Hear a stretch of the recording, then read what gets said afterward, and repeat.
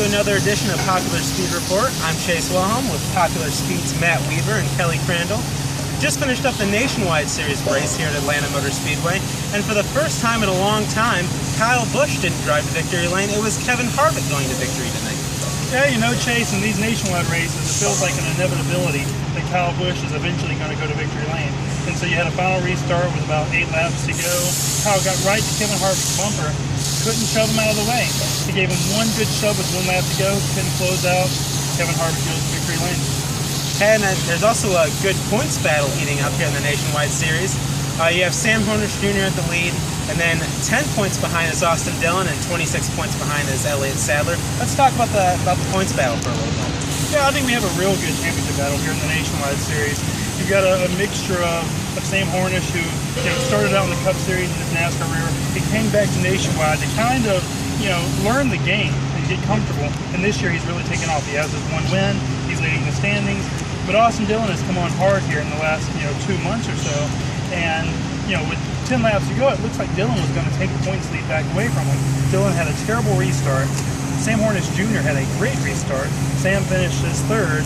Austin finished his 7th, and it just changes momentum just like that. And now, like you said, a 10-point championship lead with 10 races left to go. Kelly, any thoughts on the points chase right now? The biggest thing for Sam has been consistency. Since Indianapolis, he has finished no worse than 12th. And when I say consistency, 12th being his worst finish, and the last few weeks he's been second, third, and another 3rd place finish tonight. So Sam and his team have got those troubles behind them. They're back. They're extending their points lead, and consistency is going to win this championship. And he's got some wins, whereas Austin's still fighting for that first win. Do you think one of these 2 guys are going to have to win a race to win the championship, or can they do it on consistency alone? I think if it comes to Sam, I think consistency is going to be the key for him. Austin, that team is so inconsistent right now. They're so back and forth. They have a really strong race and then they have a really bad race. He's going to have to win either 1 race or a bunch of races in order to get back up and take that championship lead and then protect it and go on these last few weeks. We'll see how that points battle shakes out here in the next couple weeks. Another news story is the new tire that they race tonight. They'll be racing the same tire in the Sprint Cup Series race tomorrow night. And I think it's a big story because a couple of the Cup guys actually raced tonight, like Kevin Harvick and Kyle Busch, and other guys like Brian Vickers. So what do you think they took from tonight? Do you think that they learned a lot racing tonight with this new tire? Well, talking to the guys that I spoke to, we heard, of course, from Kyle Busch and Kevin Harvick in the media center. We're talking to some of the other guys like Trevor Bayne, who also run Select Cup Series races.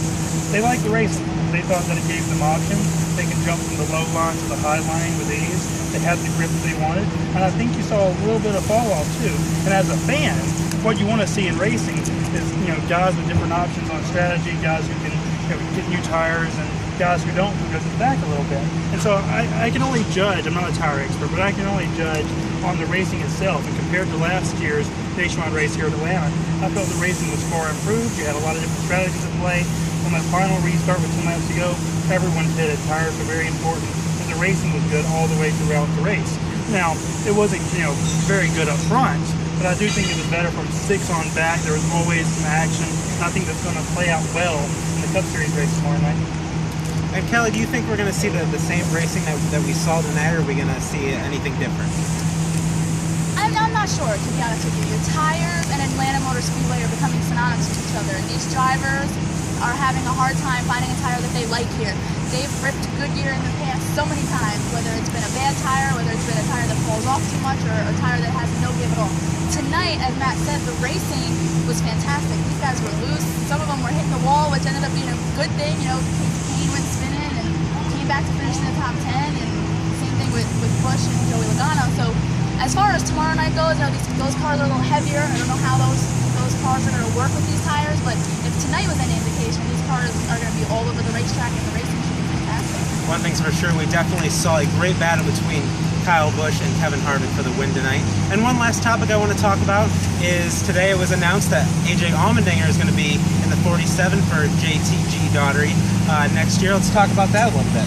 Well, here's a guy that has come full circle now for AJ Allmendinger. He had the 22 ride a few years ago.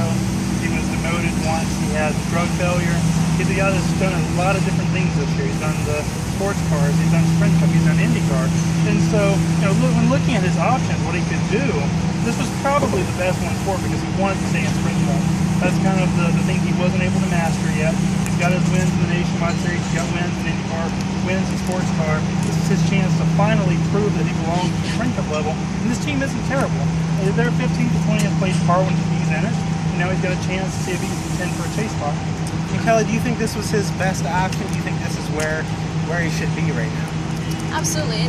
Of all the seats that are open right now, this is a good fit for him. He's driven with this team a couple times this year. Matt said they've had decent finishes, but I'm not sold on this team yet. And I feel for AJ, coming so far back from being reinstated by NASCAR after the drug failure, I wish he would have been able to stay with Penske, whether it was in the Nationwide car for another year until he could work his way back up.